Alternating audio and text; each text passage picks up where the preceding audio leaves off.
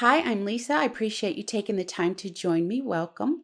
Today I have a close-up of the latest Whimsy stamps release to share with you. It is available for purchase in the store and the links are directly below for you. I'm getting started with the Doodle Frames 4x11 stamp set and coordinating dies. Now these items are sold separately. This is a great crossover stamp and die set going from cards to scrapbooking. You could even use this for journaling. Next up, the Wagon 4x6 clear stamp set. Now, once I got started with this set, I had a hard time stopping. It's a great seasonal stamp set. I do have a video I shared on the Whimsy Stamps channel where I shared this quick card process, and I have 5 extra samples in that video. I'll link that at the end of this one for you. Here's the Gnome Party Row 4x6 clear stamp set. You're going to see a lot of birthday cards with this set. So I changed it up a bit for 4th of July on my sample, and the gnomes are one stamp, making this super simple to stamp out. The Dainty Daisies Cling Red Rubber Stamp. This is a large stamp.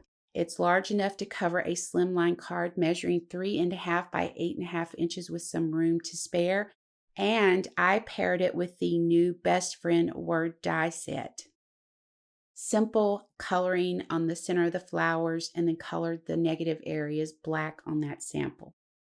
Now this is the A Bunny Birthday 4x6 clear stamp set and coordinating dies. And again, these items are sold separately. I will be using these to do a quick card process with you now. And I wanted to save a little bit of time, so I stamped the images onto Copic Express blended paper using Memento Tuxedo Black ink and colored them with my Copic markers. I ran them through the die cut machine with the coordinating dies. I'm going to walk you through how I colored each of the bunnies. If you want a color guide, just hop over to my website and check out the post for this video. Now I colored all the bunnies using the same markers and technique. I'm starting by laying down W3 color anywhere I think there might be some shading on the bunnies, the darkest areas. If you're new to coloring, try not to get hung up on light sources. Start out by getting a feel for your markers and how they blend. And then as you become more comfortable with them, take a few classes. I recommend Kit and Clouder classes. I took a few of them when I first started coloring, and I have been thinking of doing a refresher and maybe taking a few more of those. They're amazing classes. Now, once I'm done with that darkest color, the W3, I'll start lightly blending that out with my W1. I wanted the bunnies to look white, so by only laying down this warm gray colors, I'm creating just shadows. And I'm laying down very little color because I want to keep as much white as I possibly can. Before I do my final blend with the W00 marker, I'm going to add a little bit of pink to the cheeks, and I want to keep this very subtle. So I'm going to do a tip-to-tip technique using R01 and my colorless blender. I touch the tip of the colorless blender to the R01 to pick up the color, and then I apply it to the cheek area. Now by doing this, it gives a much softer look. I love this technique. I'm going to add this to the ear area as well, and then I'm going to go back into the cheek area and add a little bit more. We're also going to come into the nose area with our R21 and just color that little nose in with that R21. Now, once we finish off with that nose, we're going to go ahead and take our W00 and blend out everything and just blend it out to the white area. Do a very soft, light blend with that. Next, I'm going to do die cutting with white cardstock using the coordinating dies. I'll use these extra pieces to create dimension. Now I'll lay all the pieces out on a piece of scrap 80-pound or 110-pound cardstock. Whatever I have tossed in my scrap bin, I use my favorite Scotch tape to hold those dies in place while I run them through the machine. I do want to show you how amazing this tape is. It doesn't tear your paper. It doesn't leave residue behind. You can see here how easily it pulls away from the paper.